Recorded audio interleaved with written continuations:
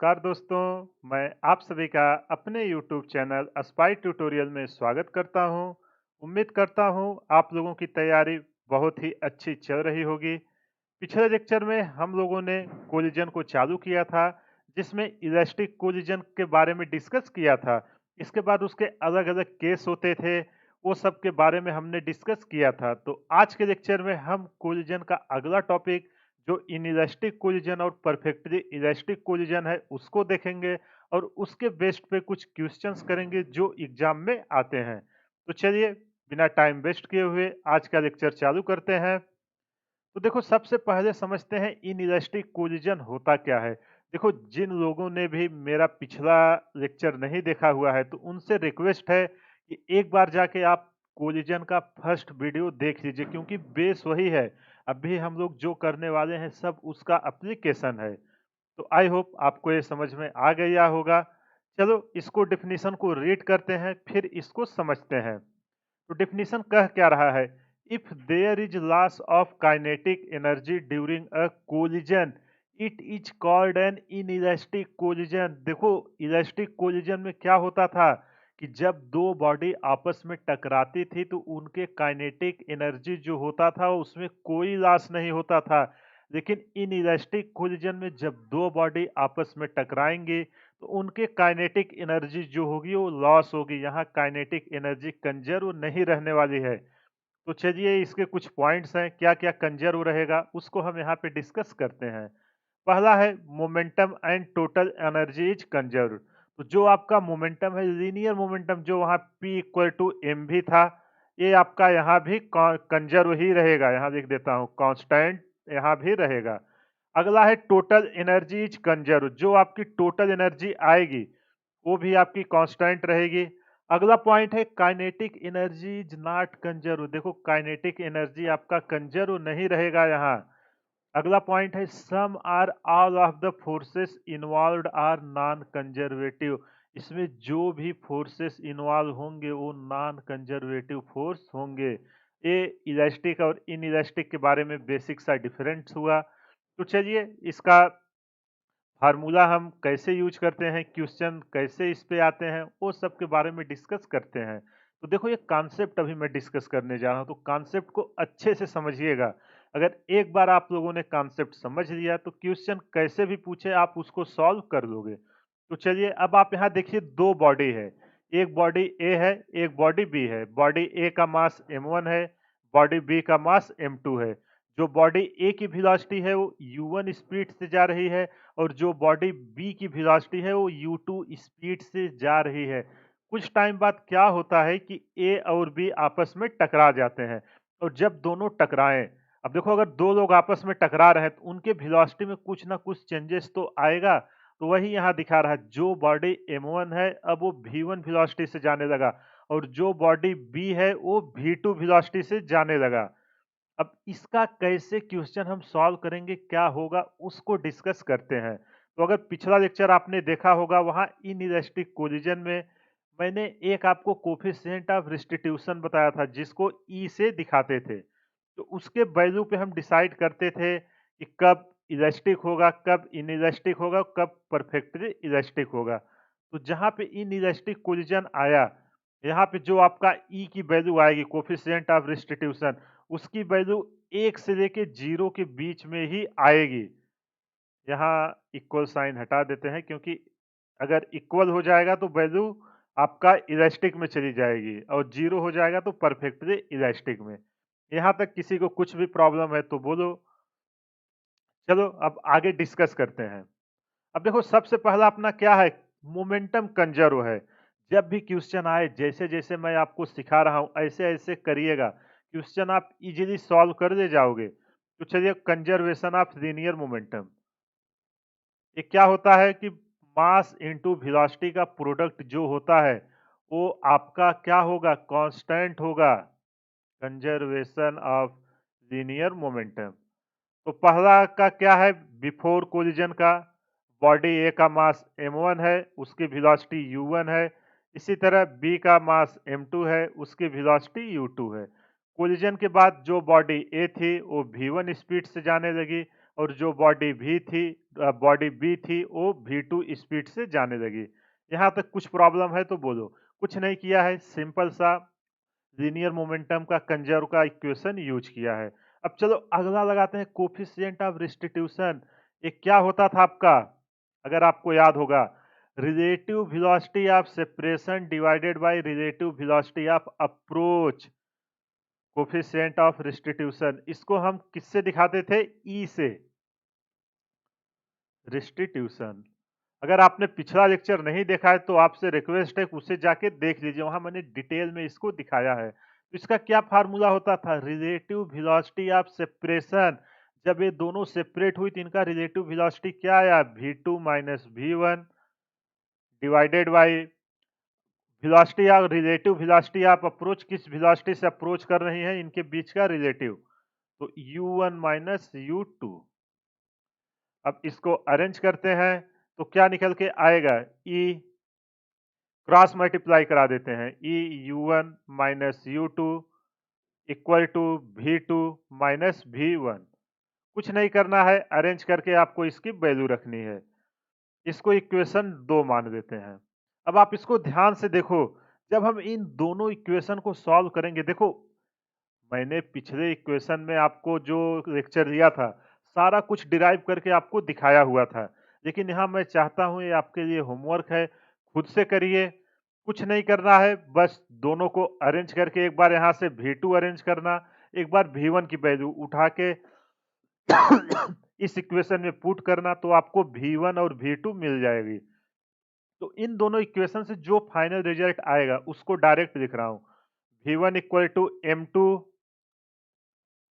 1 plus ई, जब इन दोनों को हम सॉल्व करेंगे, into U2 plus M1 minus e M2 into किसकी वेलोसिटी, U1 वेलोसिटी ए की, डिवाइडेड बाय आपका M1 प्लस M2।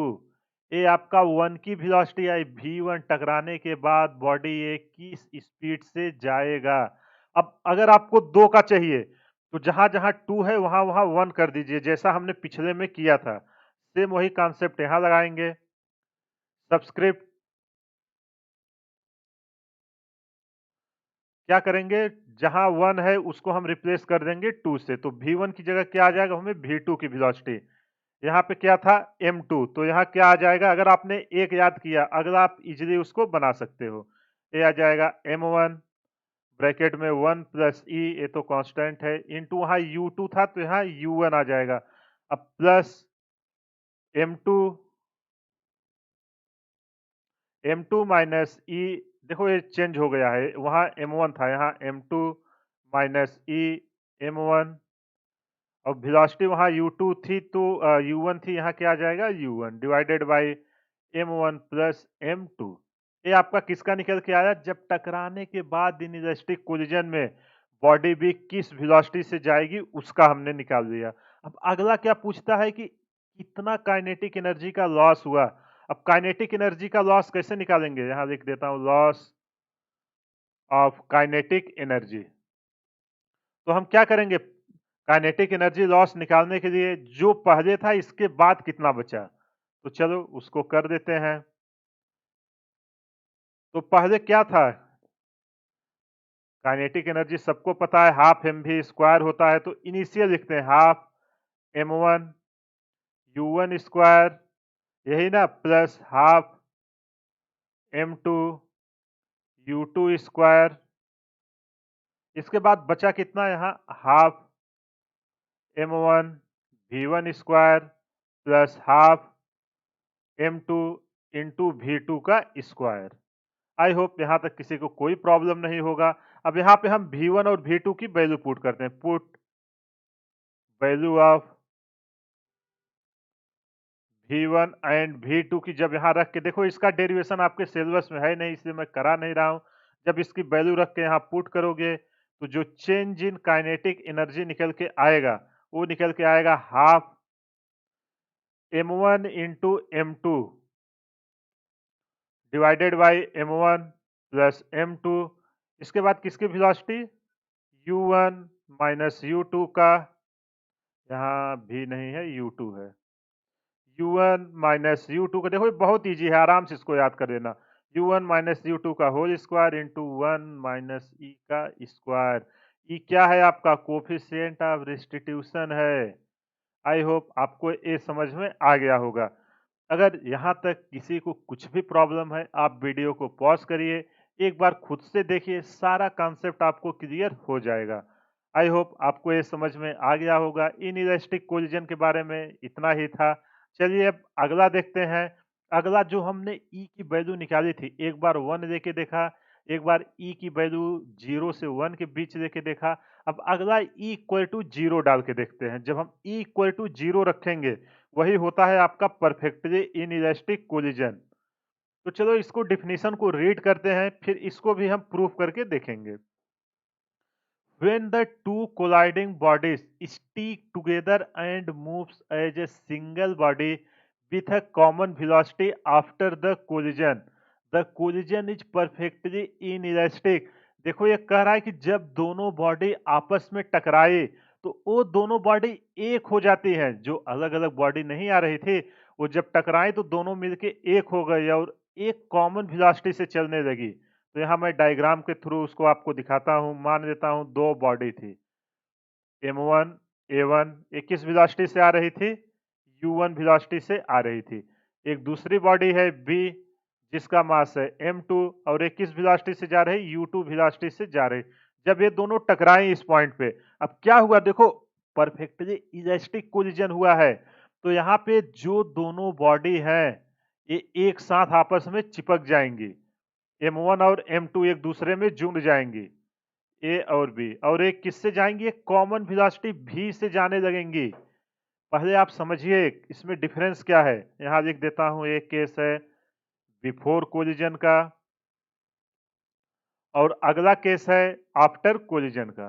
देखो मैं इसलिए लिख रहा हूं ना यार, क्योंकि कई लोग नोट्स डाउनलोड करेंगे तो उनके लिए आसानी रहे। अगर आपको नोट्स चाहिए तो वीडियो के डिस्क्रिप्शन में मैं टेलीग्राम का लिंक देता हूं, वहां पे सारा नोट्स बना हुआ है, आप जाके उसको डाउनलोड कर सकते हैं। तो चलो अब अपने को क्या चाहिए? वेलोसिटी चाहिए, टकराने के बाद किस वेलोसिटी से जा रहा है, इसको तो हम एकदम इजीली निकाल सकते हैं।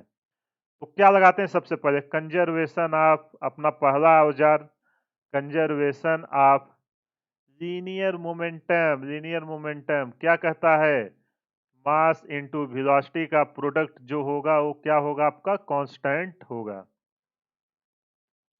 तो चलो, कोलिजन के पहले क्या था? M1 U1 plus M2 U2। अब इधर देखो मास क्या हो गया है, दोनों मिलके एक बॉडी हो गए हैं। तो इसका क्या मास होगा?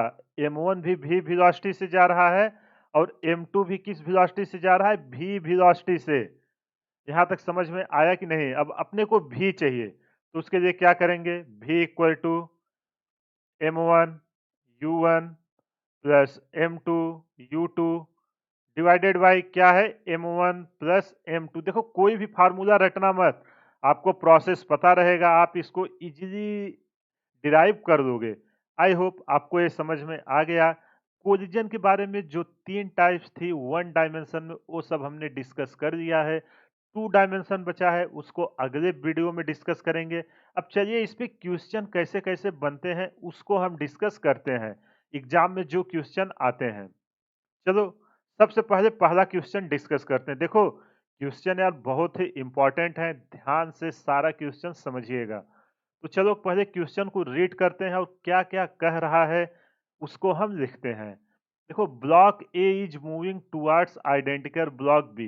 देखो एक ब्लॉक ए है, ये बी की तरफ मूव कर रहा है। फिर क्या कर रहा है? With velocity you, you velocity से जा रहा है। Placed on a smooth horizontal surface, इस पे कोई भी फ्रिक्शन नहीं है। If the coefficient of restitution is E, find the velocity of each block after collision. तो देखो यार सीन क्या है, यहाँ पे मैं आपको फिर से वो ड्रॉ कर देता हूँ। एक ब्लॉक है ए, ये यू वेलोसिटी से जा रहा है।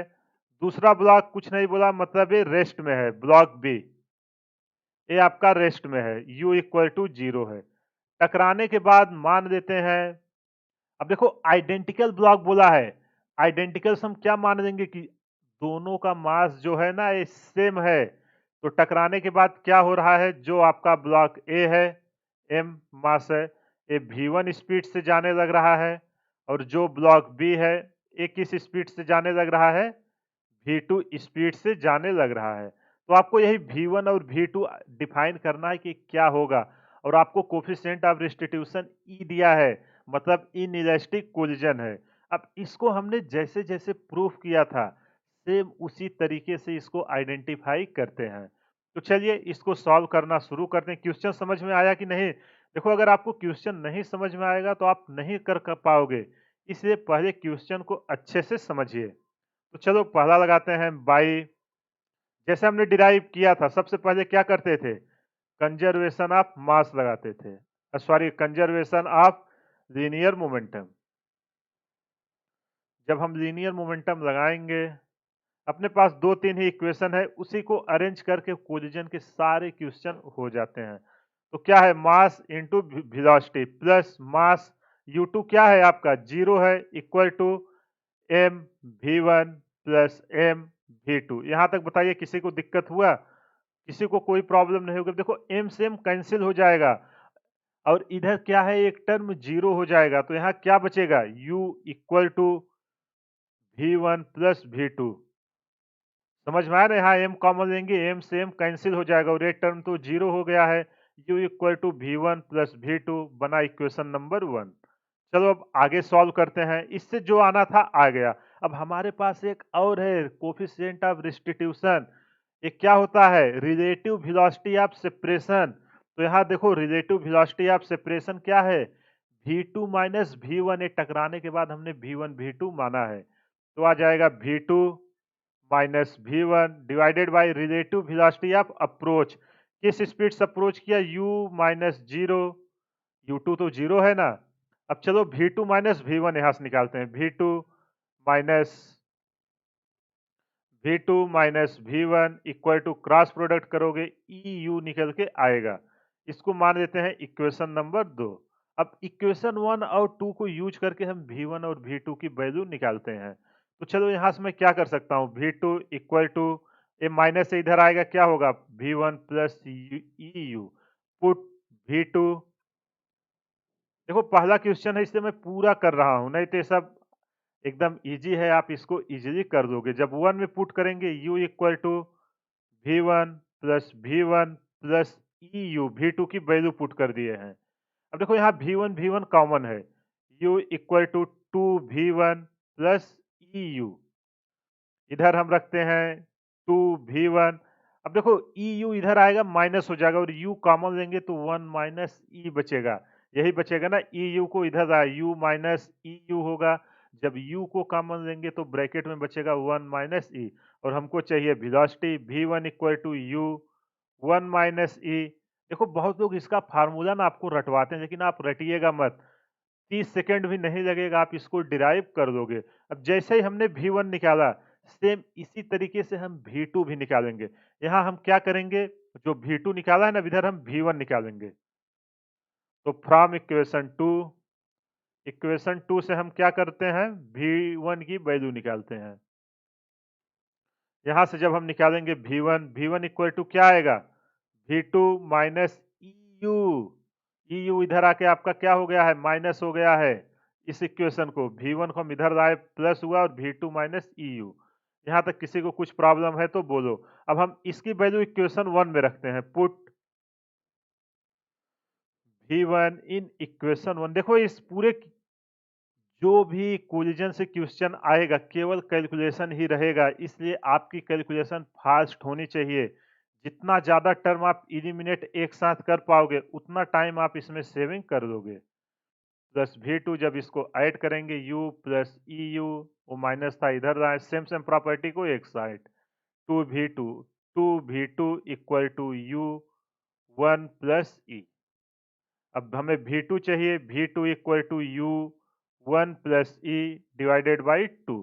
तो कितना इजीली हमने v2 भी निकाल लिया। हमसे v1 और v2 की वैल्यू पूछा था, टकराने के बाद किस स्पीड से जाएंगे, हमें u और e दिया था, उसके टर्म में देखो हमने v1 भी निकाला, और उसी के टर्म में हमने v2 भी निकाला। आई होप आपको ये क्वेश्चन समझ में आ गया होगा। अगर ना आया हो एक बार आप खुद से सॉल्व करिए, फिर सॉल्यूशंस को देखिए, आपको तुरंत ये क्वेश्चन समझ में आ जाएगा। चलिए अगला क्वेश्चन देखते हैं। देखो यार, जितना ज़्यादा आप क्वेश्चन सॉल्व करोगे ना, आपकी अंडरस्टैंडिंग उतना ज़्यादा स्ट्रांग होगी, क्योंकि आपको भी पता है एग्ज़ाम में पूरा न्यूमेरिकल्स ही आते हैं। चलो इस क्वेश्चन को सॉल्व कर, देखो ये बहुत ही इम्पोर्टेंट क्वेश्चन है जो अभी मैं सॉल्व करने जा रहा हूँ। और अभी जो जेईई मेन का रिसेंट एग्जाम हुआ है, उसमें इसी कॉन्सेप्ट पे 2 से 3 सेट में क्वेश्चन पूछे गए हैं। और नीट में भी मैं आपको बोल रहा हूँ कि 80% चांस है कि आने वाले जो एग्जाम है नीट और जेईई में सेम कॉन्सेप्ट पे फिर से क्वेश्चन रिपीट होगा। इसलिए क्वेश्चन को अच्छे से समझिए। कह क्या रहा है? A ball of mass m is dropped from a height h on the floor. Find the maximum height attained by the ball if the coefficient of restitution is e. देखो ये कह रहा है कि कुछ हाइट से एक बॉल को हम ड्रॉप करते हैं। देखो सिमिलर क्वेश्चन हमने वहां पे भी किया था काइनेमेटिक्स में, लेकिन यहाँ कोफिशिएंट ऑफ रिस्टिट्यूशन का हम यूज करके करेंगे। वहां पे हम ये मानते थे कि एनर्जी का कोई लॉस नहीं हो रहा है, लेकिन यहाँ देखो दिया हुआ है, वो फार्मूला मत लगाना, नहीं तो आपका पूरा गलत हो जाएगा। कॉन्सेप्ट वही लगेगा, बस जब हम एनर्जी कंजर्वेशन लगाएंगे वहां इसको ये वैलिड नहीं होगा। तो चलो इसको हम सॉल्व करते हैं। सबसे पहले एक बॉल है, चलो एक बॉल बना देते हैं जिसका मास m है। ठीक, अब इसको क्या किए कि एक h हाइट से नीचे जमीन पे गिराए। ये जमीन पे आया, देखो विजुलाइज करना बहुत ही जरूरी है। इसकी हाइट कितनी है? h। अब जैसे ही ये यहाँ आया, टकराया जमीन से। अब जमीन पे अगर कभी आप बॉल गिराए होगे तो टप्पा खा के फिर कुछ ऊपर तक आएगा कि नहीं? फिर से बॉल आपका यहाँ तक इस हाइट तक आ गया है, सेम बॉल है। और मान लेते हैं अब जो हाइट तक आया है, ये कितने हाइट तक आया है? एच डैक्स। आपसे यही एच डैक्स पूछ रहा है। तो चलो इसको सॉल्व करते हैं। अब देखो यार, इसमें हम कुछ मान लेते हैं।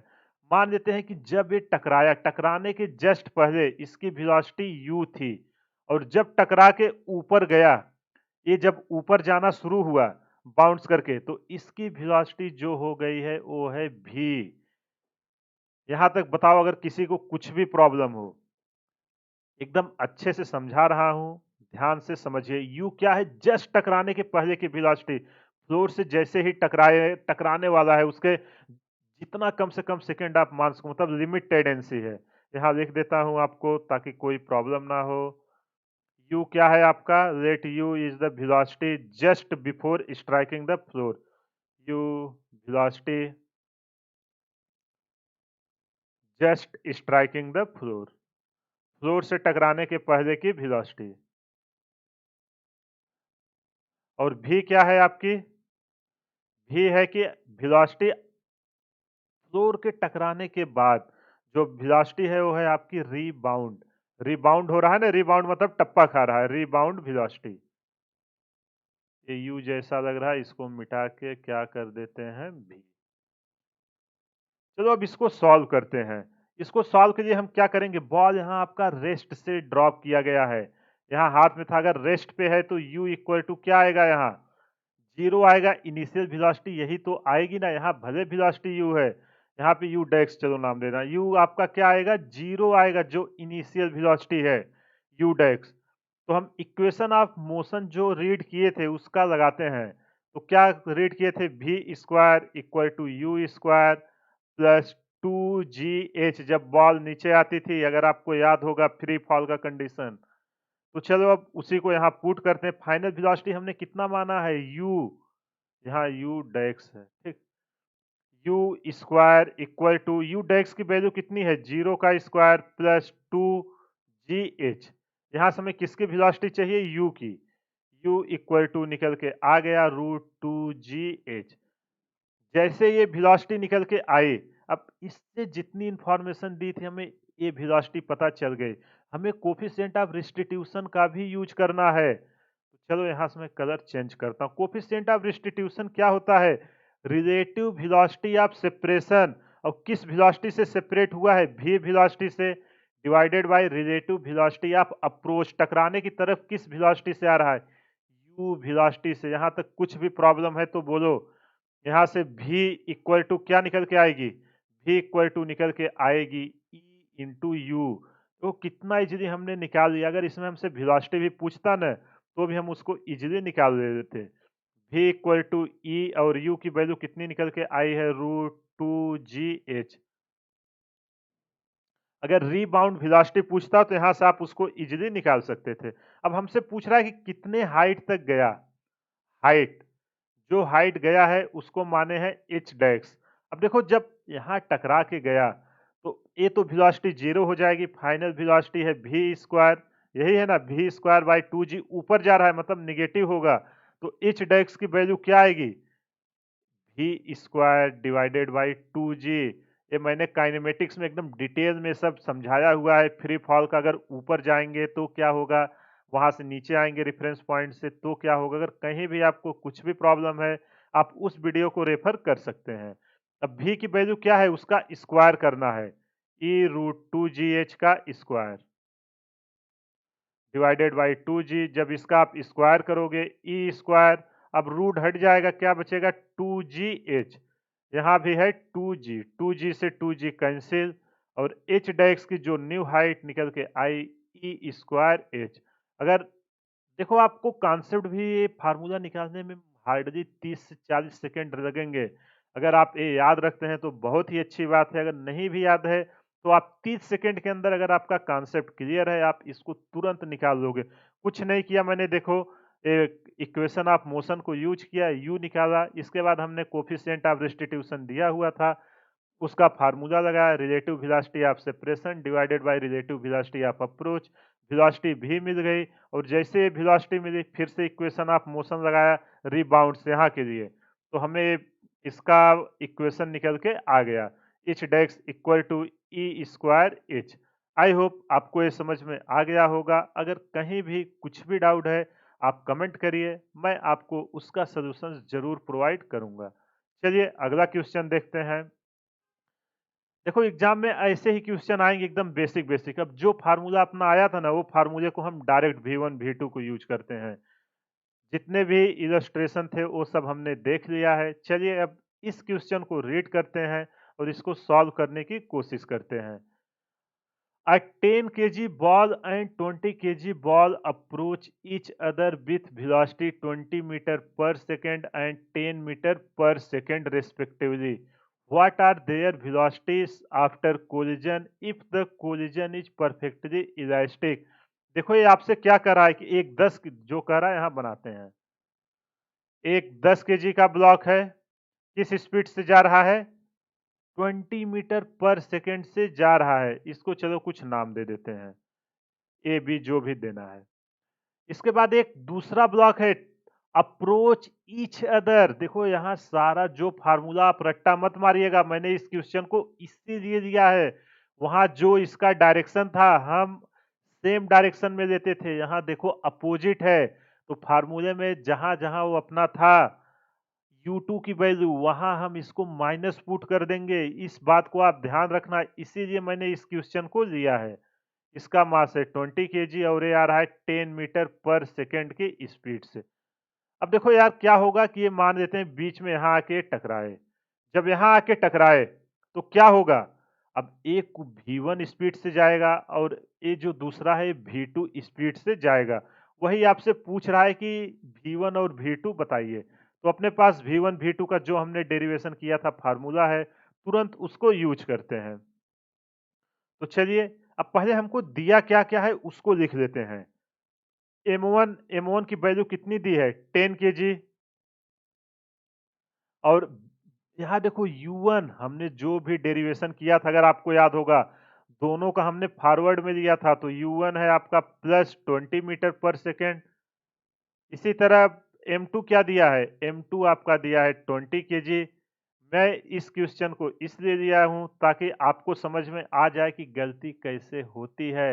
अब देखो U2 की वैल्यू हम यहाँ क्या डालेंगे, यहाँ इसका डायरेक्शन अपोजिट है, बट हमने डेरिवेशन जो भी किया था सेम डायरेक्शन में किया था। ये निकल के आएगा -10। माइनस क्यों लगाया पता है ना, जो हमने फार्मूला डिराइव किया था वो आपका फॉरवर्ड डायरेक्शन में था, लेकिन यहाँ उसके अपोजिट डायरेक्शन में, इसलिए वेलोसिटी माइनस में आई। अब जैसे ही हमको पता चल गया तो V1 चाहिए। V1 का क्या फार्मूला था, M1। अगर इक्वेशन 4 आपको याद होगी पिछले लेक्चर का, divided by m1 plus m2 into क्या होता था, अगर v1 पूछ रहा है तो u1 होता था, plus 2m2 u2 divided by m1 plus m2। अब चलो इसमें साइन के साथ वैल्यू रखना, जब भी देखो साइन बहुत ही जरूरी है। अगर आपने यहाँ इसको +10 कर दोगे ना, पूरा आंसर गलत आ जाएगा। इसलिए मैं इस क्वेश्चन को लिया हूं, क्योंकि एग्जाम में लोग फार्मूला रटे रहता है और तुरंत इस टाइप का क्वेश्चन एग्जामिनर देता है। उनको पता है कि स्टूडेंट लोग फार्मूला रट के आया है, वो गलती करेगा ही करेगा। तो आप लोग मेरे स्टूडेंट हो, इसलिए बताना मेरी जिम्मेदारी है, ताकि आपसे कोई भी गलती ना हो। 20 प्लस 2, m2 की वैल्यू कितनी है 20, और u2 की वैल्यू कितनी है, मल्टीप्लाई इंटू -10, यहाँ माइनस रख देना, डिवाइडेड बाई 10 प्लस 20। अब देखो यहाँ जब 10 में से 20 लोगे तो क्या आएगा, -10 आएगा। और जब इसको हम सॉल्व करेंगे, ये निकल के आएगा आपका -20 मीटर पर सेकेंड। यहाँ अगला स्लाइड ऐड करता हूँ। v1 की वैल्यू निकल के आएगी -20 मीटर पर सेकेंड। इसका क्या मतलब आया, टकराने के बाद जब टकराया है, यहाँ पे टकराने के बाद जो आपका a1 है, ये इस वेलोसिटी से जाने लगा है। किस स्पीड से जाने लगा है, 20 मीटर पर सेकेंड से ही जाने लगा है। आफ्टर कोलिजन है, टकराने के बाद। अब चलो बी का देखते हैं क्या सीन होता है। माइनस का मतलब अपना इस डायरेक्शन में जा रहा है, प्लस का मतलब फॉरवर्ड में जा रहा है। अब चलो बी के बारे में देखते हैं क्या सीन हुआ है। तो V2 जहां जहां 1 था वहां वहां 2 करिए, तो क्या होगा, m2 minus m1 divided by m1 plus m2 into क्या है, वहां u1 था तो यहाँ हो जाएगा u2 plus 2m1 u1 divided by m1 plus m2। तो चलिए वैल्यू पुट करते हैं। देखो यार कितना इजीली, अगर ये आपको याद रहेगा ना, हार्डली 30 सेकंड भी नहीं लगेगा, आप इसका आंसर कर दोगे। फार्मूला लिखने की जरूरत ही नहीं, सीधा आप क्या पुट करोगे, आंसर पुट करोगे। -10 प्लस 2, m1 की वैल्यू कितनी है 10 और u1 की वैल्यू है 20 डिवाइडेड बाई 30। जब यहाँ से v2 की वैल्यू निकालेंगे, ये निकल के आएगा 10 मीटर पर सेकेंड। देखो जो इलास्टिक में हमने एक केस देखा था ना, टकराने के बाद क्या होगा, सेम यहाँ वही हुआ है। तो ए इस डायरेक्शन में जाने लगा और बी जो आपका है, बी 21 डायरेक्शन में जाने लगा, इस डायरेक्शन में 10 मीटर पर सेकेंड से। टकराने के बाद देखो इनकी डायरेक्शन बदल गई है, लेकिन मैग्नीट्यूड पे कोई भी चेंजेस नहीं आए हैं। अगर आपसे कभी क्वेश्चन में क्या होगा, एग्जामिनर ये भी पूछ सकता है कि टकराने के बाद इनकी वेलोसिटी किस डायरेक्शन में जाएगी, ए की डायरेक्शन में या बी की, जिस डायरेक्शन से ए आ रहा था। तो आप साइन के साथ यहाँ देख लेना और आपको आंसर इजीली मिल जाएगा। इस क्वेश्चन को लेने का मेरा एक ही मोटो था कि ताकि आपको कॉन्सेप्ट पता चल सके कि हम साइन के साथ यूज करते हैं। जो हमने डिराइव किया था वो सब हमने फॉरवर्ड डायरेक्शन में ही माने थे। आई होप आपको ये समझ में आ गया होगा। चलिए अगला क्वेश्चन करते हैं ताकि आपकी अंडरस्टैंडिंग और अच्छे से क्लियर हो। देखो इस क्वेश्चन में कह क्या रहा है, a ball is dropped the ground from a height of 2 metre. ये प्रीवियस ईयर का आया हुआ क्वेश्चन है, केवल मैंने डेटा चेंज किया हुआ है। The coefficient of restitution is 0.6, to what height will the ball rebound. देखो इसके पहले जो हमने अभी क्वेश्चन, सेकंड क्वेश्चन आज का डिस्कस किया था, सेम कॉन्सेप्ट पे ये क्वेश्चन फिर से आया है। तो चलो इसको सबसे पहले ड्रॉ करते हैं। एक बॉल है, ठीक है, a ball drop to ground from height of 2 metre. यहाँ से यहाँ इसकी हाइट कितनी है, 2 मीटर। 2 मीटर की ऊंचाई से ये बॉल गिराई जाती है। गिरने के बाद क्या होता है, जमीन से टकरा के फिर कुछ ऊंचाई तक आ जाता है। अब आपसे पूछ रहा है कि जो नई ऊंचाई तक आया है, ये कितने ऊंचाई तक गया है। और यहाँ पे जो टकराया है, यहाँ पे E इक्वल टू 0.6 की वैल्यू दिया हुआ, मतलब काइनेटिक एनर्जी आपकी लॉस हुई है। इसका मतलब आपका क्या है, इनइलास्टिक कोलिजन है। देखो अगर आपको कॉन्सेप्ट पता रहेगा, आप कॉन्सेप्ट से जाइए, तुरंत क्वेश्चन आ जाएगा। लेकिन मैंने पिछले ही क्वेश्चन में उसको डिटेल में डिस्कस किया हुआ है, इसलिए मैं यहाँ पे डायरेक्ट उसका फार्मूला यूज करता हूँ। तो न्यू हाइट का फार्मूला क्या निकल के आएगा अगर आपको याद होगा, एच डेक्स equal to e square into h. तो एच डेक्स ई की वैल्यू कितनी है 0.6 का स्क्वायर इंटू एच की वैल्यू कितनी है 2 मीटर। जब इसको हम सॉल्व करेंगे एच डेक्स की वैल्यू निकल के आएगी 0.36 इंटू 2 और 0.36 में 2 का मल्टीप्लाई करेंगे तो एच डेक्स की वैल्यू निकल के आएगी 0.72 मीटर। तो ये जब ऊपर रिबाउंड्स करेगा तो कितने ऊपर तक जाएगा 0.72 मीटर तक ऊपर जाएगा। आई होप आपको ये क्वेश्चन समझ में आ गया। कोलिजन इन वन डायमेंशन में जितने भी कॉन्सेप्ट और जितने भी टाइप के क्वेश्चन बनने की पॉसिबिलिटी है वो सब मैंने डिस्कस कर दिया है। अब आप जाइए पीवाईक्यू उठाइए नीट और जेई की, जितने भी क्वेश्चन इससे पूछे गए हैं सारे क्वेश्चन को सॉल्व करिए। एक भी क्वेश्चन ऐसा नहीं होगा जो आपसे ना बने। जो भी स्टूडेंट मेरे लेक्चर को रेगुलर फॉलो कर रहे होंगे उन्होंने देखा होगा कि अभी जो जेई मेन का रिसेंटली एग्जाम हुआ है उसके सारे क्वेश्चन हमारे नोट से ही आए थे। और मैं आपको गारंटी दे रहा हूं आगे आने वाले जो नीट या जेई हैं उसके जो क्वेश्चन पूछे जाएंगे वो भी हमारे नोट से ही आएंगे। मैं आपको प्रूफ के साथ जैसे ही वो एग्जाम होगा, जैसे अभी ये लेक्चर दिखाया सेम उसी तरीके से उस लेक्चर को लेके आऊंगा। इसलिए आप ट्रस्ट करके अगर इस चैनल से स्टडी कर रहे हैं आप पूरा करिए। मैं आपको गारंटी देता हूं आपका फिजिक्स में एक भी क्वेश्चन नहीं रुकेगा। तो चलिए फीडबैक ज़रूर दीजिए। देखो यार अगर आप लोग फीडबैक नहीं दोगे तो हमको पता नहीं चलेगा इसमें इम्प्रूव की क्या ज़रूरत है। और जितने भी लोग देख रहे हो इसको आप ज़्यादा से ज़्यादा शेयर करिए ताकि ये उन लोगों तक पहुँचे जिसको इसकी सख्त ज़रूरत है। बहुत सारे स्टूडेंट ऐसे हैं जिनके अंदर टैलेंट की तो कोई कमी नहीं है लेकिन वो लोग किसी अभाव के कारण बाहर कोचिंग अफोर्ड नहीं कर पाते हैं। इसलिए मैं उनके लिए ये इनिशिएटिव चालू किया हूँ ताकि उन तक जितना भी चैप्टर मैं कंप्लीट करूँगा अगर उस चैप्टर को उन्होंने यहाँ से कंप्लीट किया तो उनका फिजिक्स का एक सिंगल क्वेश्चन नहीं रुकेगा। इस बात की गारंटी मैं देता हूँ। और अगर आपको यकीन ना हो आप जाइए, मैंने एक प्लेलिस्ट बनाया है जो पढ़ाया वही आया करके, वहाँ पे प्रूफ के साथ है। आप उस चैप्टर के जहाँ-जहाँ से क्वेश्चन आए हैं प्लेलिस्ट खोलिएगा, एक-एक क्वेश्चन आपको मिलेगा सेम कॉन्सेप्ट या एग्जैक्ट क्वेश्चन नोट से उठ के आए हैं बहुत सारे। मैंने प्रूफ के साथ वो वीडियो बनाई है, आप उसको रेफर कर सकते हैं। तो चलिए इसी के साथ आज का सेशन समाप्त करते हैं। अगले लेक्चर में कोलिजन इन टू डायमेंशन हम स्टडी करेंगे और उसी के साथ वर्क पावर एनर्जी का जो चैप्टर है फिनिश हो जाएगा। फिर बचेगा अपना न्यूमेरिकल सेक्शन, उसको हम आगे आने वाले वीडियो में सब कवर कर देंगे। बस आप लोग फीडबैक दीजिए, ज़्यादा से ज़्यादा लोगों तक शेयर करिए। अगर आप चैनल पर पहली बार आए हैं तो चैनल को सब्सक्राइब कर दीजिए ताकि मैं जैसे ही कोई वीडियो डालूं तो सबसे पहले आप तक नोटिफिकेशन पहुंचे। तो चलिए मिलते हैं अगले वीडियो में। तब तक आप ज़्यादा से ज़्यादा क्वेश्चन बनाइए और जो भी क्वेश्चन ना हो हमें भेजिए ताकि हमें पता चल सके कि कितने स्टूडेंट हैं जो सीरियसली हमारे चैनल से प्रिपरेशन कर रहे हैं। चलिए इसी के साथ समाप्त करते हैं। हमारे चैनल को ज़्यादा से ज़्यादा शेयर करें, सब्सक्राइब करें व लाइक करें। Thank you.